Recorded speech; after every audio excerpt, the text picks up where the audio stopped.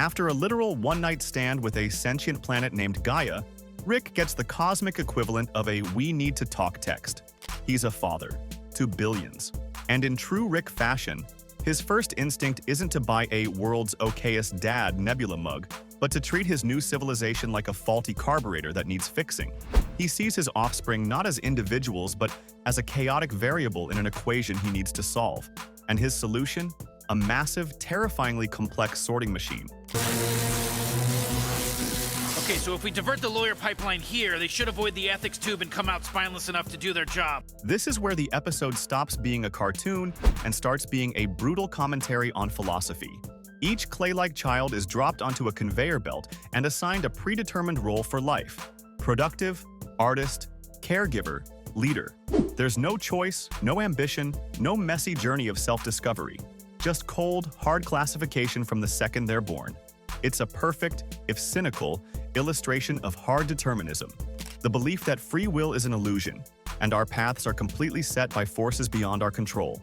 In this case, that force is their deadbeat, alcoholic grandfather who happens to be a god. Rick doesn't just nudge them in a certain direction. He builds the entire road, paves it, and tells them exactly how fast to drive. For the sake of efficiency, of course. Of course, any system designed by a narcissist like Rick is going to have a waste product. In this case, it's the children who get slapped with the label unproductive. They are the square pegs for his round holes, the statistical anomalies that break his perfect model. And Rick's solution is simple. Just build a wall and ignore the problem. Raise the walls!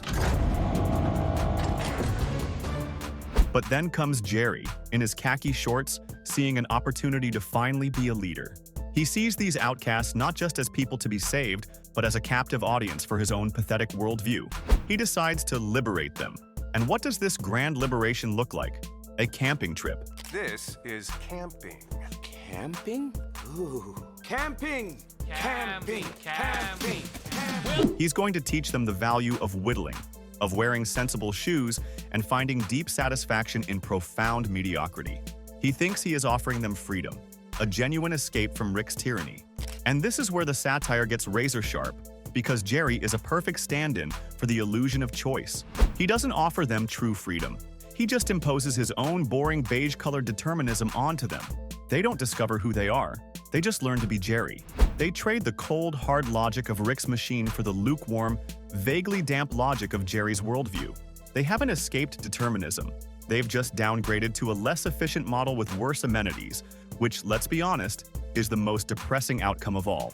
So, if one extreme says, we're puppets on a string, and the other says we are the masters of our own destiny, you might be thinking there has to be a middle ground. And you'd be right. This brings us to what is arguably the most popular view among modern philosophers, a concept known as compatibilism. On the surface, it sounds like a cop-out.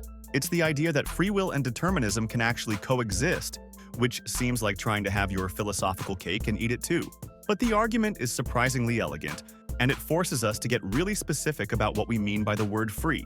A compatibilist would argue that yes, maybe your desires, your personality, and your impulses are all determined by a chain of prior causes. Your genetics, your upbringing, the fact you saw a weird commercial for tacos yesterday. You didn't choose to want the taco.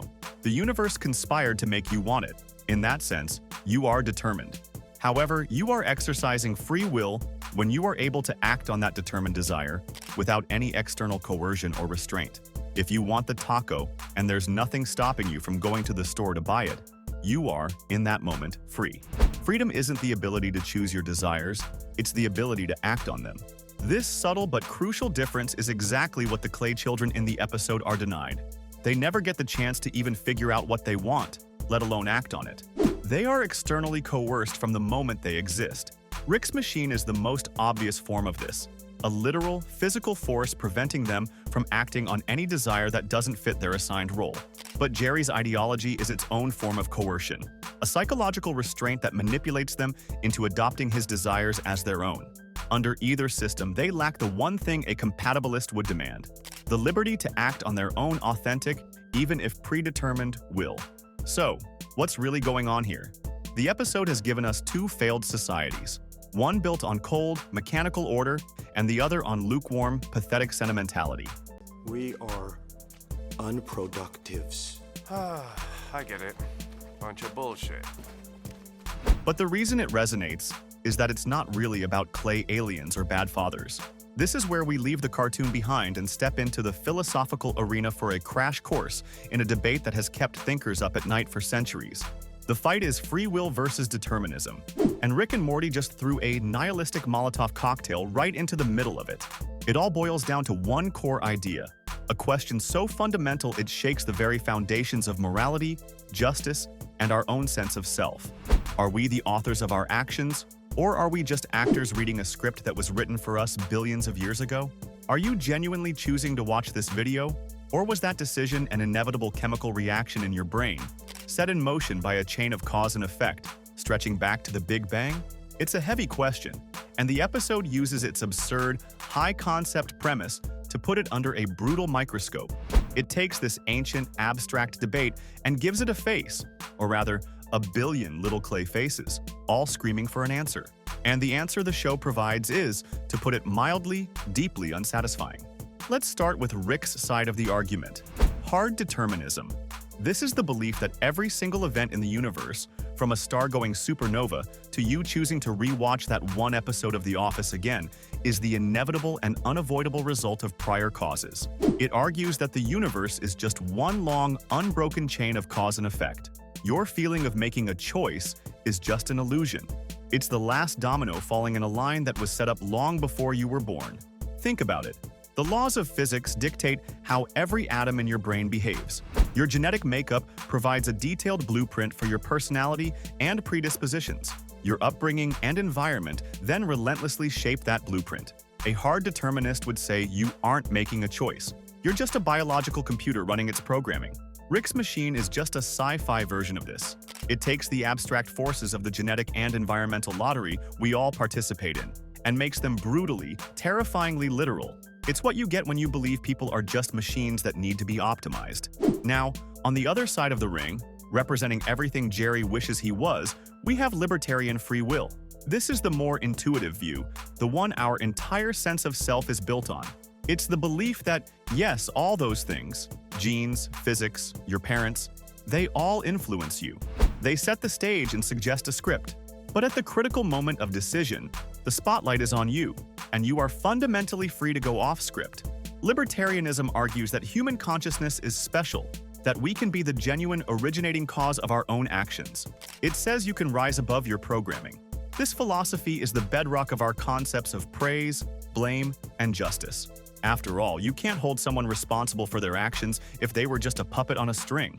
This is the banner Jerry tries to fly. He sees Rick's deterministic puppets and wants to cut their strings, championing their right to choose their own path. The hilarious tragedy, of course, is that he has no idea what he's doing. So if one side says we're puppets and the other says we're the puppet masters, you might be thinking there has to be a less extreme option. And you'd be right. This brings us to what is arguably the most popular view among modern philosophers, a concept known as compatibilism. On the surface, it sounds like a cop-out. It's the idea that free will and determinism can actually coexist, which seems like trying to have your philosophical cake and eat it too. But the argument is surprisingly elegant, and it forces us to get really specific about what we mean by the word free. A compatibilist would argue that yes, maybe your desires, your personality, and your impulses are all determined by a chain of prior causes. You didn't choose to want tacos, the universe conspired to make you want them. In that sense, you are determined. However, you are exercising free will when you are able to act on that determined desire without any external coercion. If you want tacos and there's nothing stopping you from going to the store to get them, you are, in that moment, free. Freedom isn't the ability to choose your desires, it's the ability to act on them. This subtle but crucial difference is exactly what the clay children in the episode are denied. They never get the chance to even figure out what they want, let alone act on it. They are externally coerced from the moment they exist. Rick's machine is the most obvious form of this, a literal physical force. But Jerry's ideology is its own form of coercion, a psychological restraint that manipulates them into adopting his desires as their own. Now we get to the deconstruction. Because it's one thing to understand the philosophy, but it's another to see how the show uses it to hold up a horrifying mirror to our own world. Rick's plan is presented as the logical extreme of his genius, but what is it really? It's the tyranny of efficiency. It's a system that prioritizes productivity above all else, and if that sounds familiar, it should. We see echoes of it everywhere. In education systems that obsess over standardized test scores while gutting arts and music programs, in corporate cultures that demand endless growth and optimization at the direct expense of their employees' mental and physical well-being. Rick's machine is just a more honest version of the systems we already live in. It does away with the pretense of choice and just admits what the goal has always been: to sort people into useful categories. And this is where we find the truly dark genius of the episode. Rick's solution to creating a society is both elegant in its simplicity and horrifying in its implications. He successfully creates a world with no conflict, no poverty, and no suffering. But he achieves this peace by performing a lobotomy on the soul of his entire species. He eliminates all the bad parts of life by also eliminating the very thing that makes it meaningful: the messy, inefficient, beautiful, and often painful struggle to choose who you want to be. It's a perfect society for robots, not people. But if Rick's world is a critique of overt tyranny, Jerry's is a much more subtle and pathetic satire of our own hollow freedoms. His camping trip is the perfect metaphor for modern consumer choice. We're constantly told we're free because we can choose between hundreds of different products, conveniently ignoring that most of them are owned by the same two companies. It's not freedom.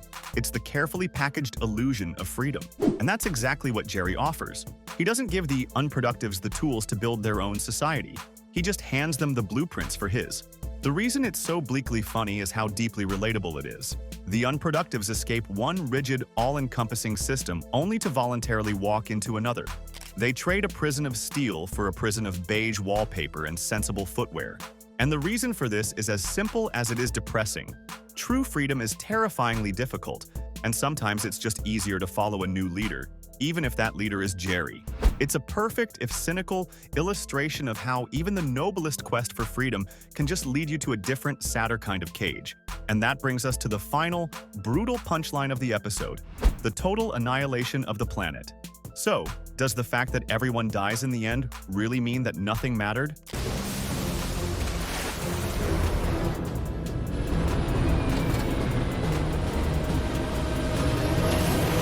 That Rick's choices and Jerry's choices were equally worthless? Or is that just the lazy nihilist's way out? The show forces us to ask a deeply uncomfortable question about its main character. Is Rick's nothing matters attitude a profound cosmic insight?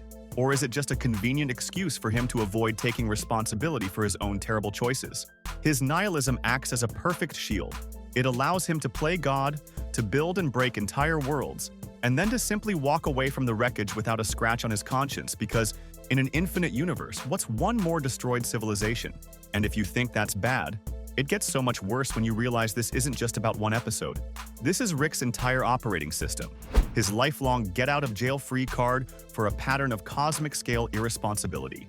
It's his ultimate defense mechanism against empathy, and the show is smart enough to make us question if it's wisdom or just cowardice. So, in the end, the episode deliberately refuses to give us a clean answer. It presents Rick's perfect, choiceless society and Jerry's flawed, choice-filled one. And then, with cosmic indifference, wipes them both off the board. Ultimately, what this all means is that Rick and Morty doesn't seem to care if free will is real. Its argument is far more aligned with absurdism. The universe it portrays is chaotic, indifferent, and violent. Your choices, your systems, your entire civilization, they might not change the final cosmic outcome. The asteroid is always heading for the dinosaurs. The real takeaway here isn't just about a cartoon, it's about our own anxieties. The episode leaves us with a final, lingering question. If the end of the story is already written, does that make the struggle meaningless? Or is the act of choosing, of trying to build something better even in the face of certain doom, the only meaning we're ever going to get?